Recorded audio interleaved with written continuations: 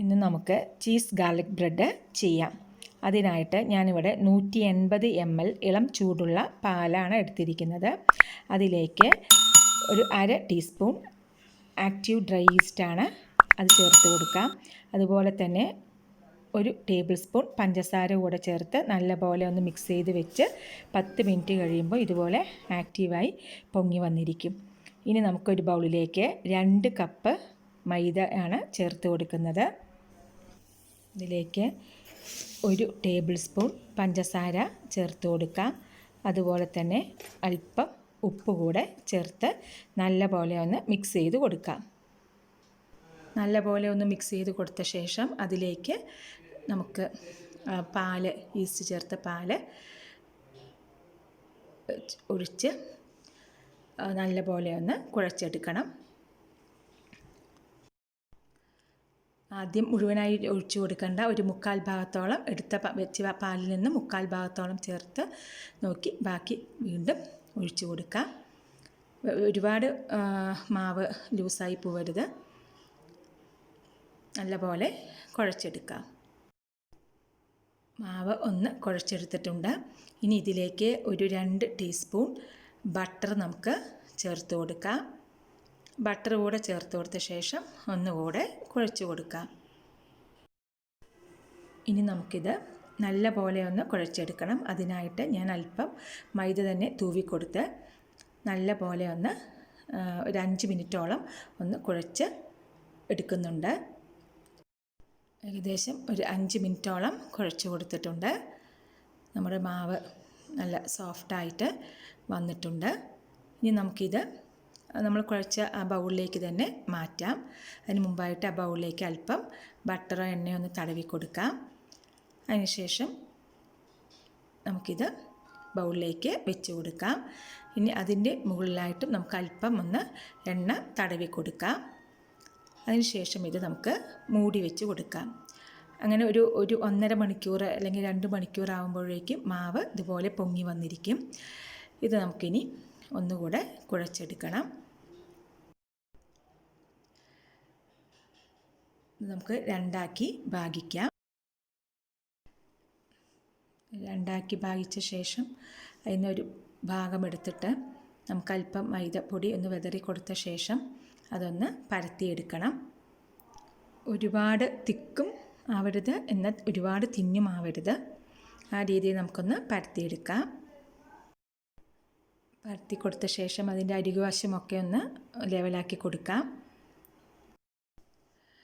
ഒന്ന് ലെവലാക്കി കൊടുത്തിട്ടുണ്ട്. ഇനി നമുക്കിതിനുള്ളിലേക്കുള്ള ഫില്ലിങ് തയ്യാറാക്കാം. അതിനായിട്ട് ഞാനിവിടെ ഒരു ടേബിൾ സ്പൂണോളം ബട്ടർ എടുത്തിട്ടുണ്ട്. അതിലേക്ക് 2 ടേബിൾ സ്പൂൺ ചെറുതായി ഗ്രേറ്റ് ചെയ്തെടുത്ത വെളുത്തുള്ളി ചേർത്തിട്ടുണ്ട്. നല്ലപോലെ മിക്സ് ചെയ്ത് കൊടുക്കാം. ഇതിലേക്ക് ആവശ്യത്തിനുള്ള അല്പം ഉപ്പ് കൂടെ ചേർത്ത് കൊടുക്കണം. ചെറുതായി അരിഞ്ഞ് മല്ലിത്തഴ കൂടെ ചേർത്ത് നല്ലപോലെ ഒന്ന് മിക്സ് ചെയ്ത് എടുക്കാം. അതുപോലെ മിക്സ് ചെയ്ത് കൊടുത്ത ശേഷം നമുക്കിത് ഇതിലേക്ക് അപ്ലൈ ചെയ്ത് കൊടുക്കാം. നല്ലപോലെ എല്ലാ ഭാഗത്തേക്കും ആവുന്ന പോലെ ഒന്ന് നമുക്കത് പരത്തി കൊടുക്കാം. അരികുവശത്തേക്കൊന്നും ആവണമെന്നില്ല, സെൻറ്ററിൽ മാത്രം ഇതുപോലെ അപ്ലൈ ചെയ്ത് കൊടുത്താൽ മതി.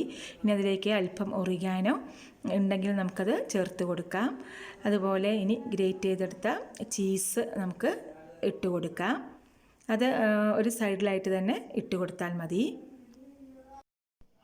ഏകദേശം ഒരു 1/4 കപ്പോളം ഗ്രേറ്റ് ചെയ്ത ചീസ് ചേർത്ത് കൊടുത്തിട്ടുണ്ട്. ഇനി ഇതിലേക്ക് അല്പം ചില്ലി ഫ്ലേക്സ് ചേർത്ത് കൊടുക്കാം. അതിനുശേഷം ഇത് നമുക്കൊന്ന് അരിക് വശം മടക്കി കൊടുക്കാം.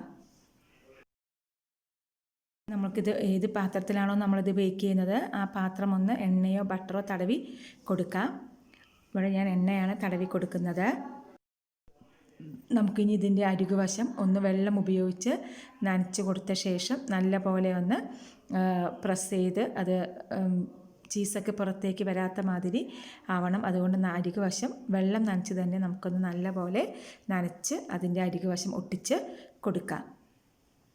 എല്ലാ ഭാഗവും നല്ലപോലെ ചേർത്ത് ഒട്ടിക്കാം.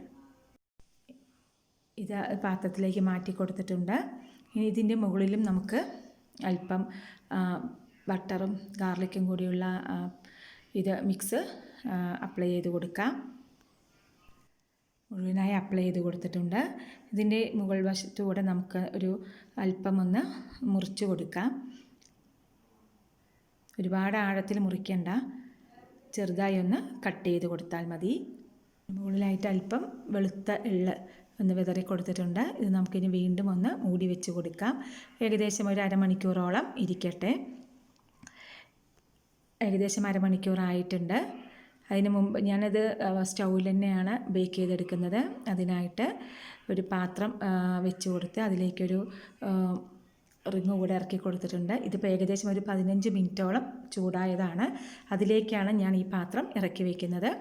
നല്ലപോലെ ചൂടായ പാത്രത്തിലേക്ക് വേണം നമ്മൾ റൊട്ടിയൊക്കെ ചെയ്യുമ്പോൾ വെച്ച് കൊടുക്കാനായിട്ട്. ഒരു 30 മിനിറ്റ് കഴിഞ്ഞിട്ടുണ്ട്. നമുക്ക് ആയോ എന്ന് നോക്കാം.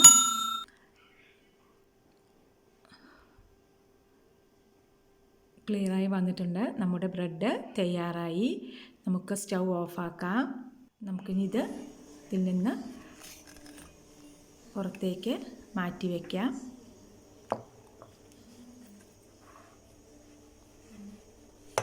ഇതിൻ്റെ മുകൾ ഭാഗത്തായിട്ട് നമുക്ക് അല്പം ബട്ടർ ഒന്ന് തടവി കൊടുക്കാം. ഒന്ന് ഡ്രൈ ആവാതെ നല്ല സോഫ്റ്റായി ഇരിക്കാൻ വേണ്ടിയിട്ടാണ്.